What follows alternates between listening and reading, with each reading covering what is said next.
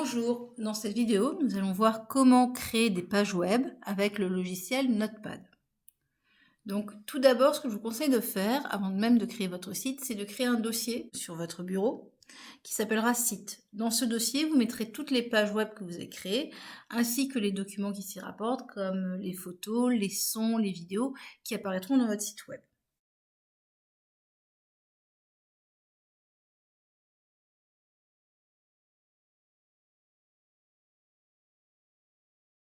Mais tout d'abord, qu'est-ce que c'est qu'une page web? Donc je vais prendre l'exemple de la page que j'ai créée, que je vais ouvrir donc avec un navigateur. Donc les navigateurs, je rappelle que vous en connaissez quelques-uns. Il y a Chrome, il y a Mozilla.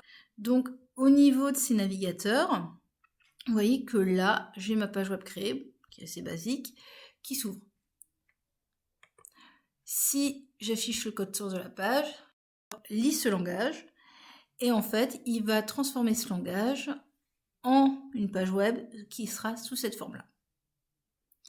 Alors en fait, le logiciel Notepad va permettre d'écrire cette page dans le langage HTML. Donc il va permettre d'écrire la page web ainsi, et quand vous l'ouvrirez avec le navigateur, donc Chrome ou Mozilla, ou Opera ou autre, et bien en fait, vous aurez ceci qui s'affichera.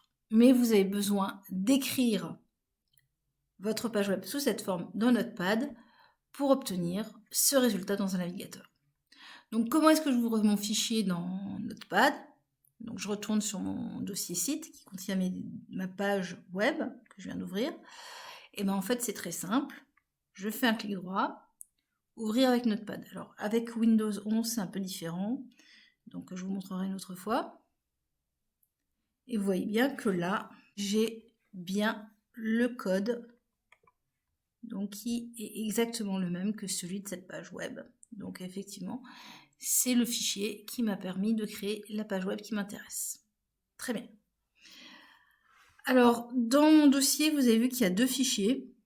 Il y a le fichier qui correspond à la page web que j'ai créée et un fichier style.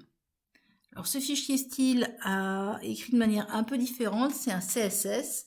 En fait, ce fichier style correspond plutôt à la mise en forme de page web. Donc en fait, autant le fichier HTML correspond au contenu de ma page web, le fichier style, donc le fichier CSS, lui est complémentaire, il permet sa mise en page. Donc pour vous donner un exemple très rapide, là vous voyez, j'ai un titre qui s'appelle Header, je change, titre de la page web.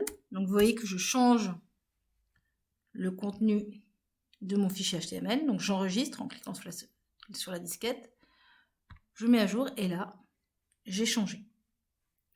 Je viens de changer le code source de ma page et effectivement, quand je mets à jour, on voit que ma page web a été modifiée. Comme je vous ai dit, le deuxième fichier, le fichier style, lui, a une autre fonction. Lui, ne correspond pas au contenu, c'est-à-dire pas aux images, pas au texte, pas à tout ça. Il correspond vraiment à la mise en forme, donc tout ce qui va être couleur, organisation, etc. Donc par exemple, ici, si je change une couleur,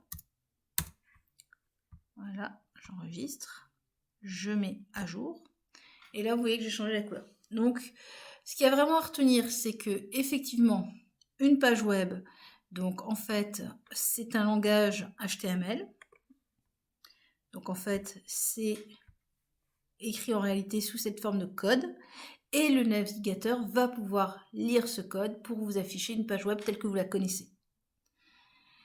Et donc que nous, on va devoir écrire donc nos pages web sous la forme d'un code HTML.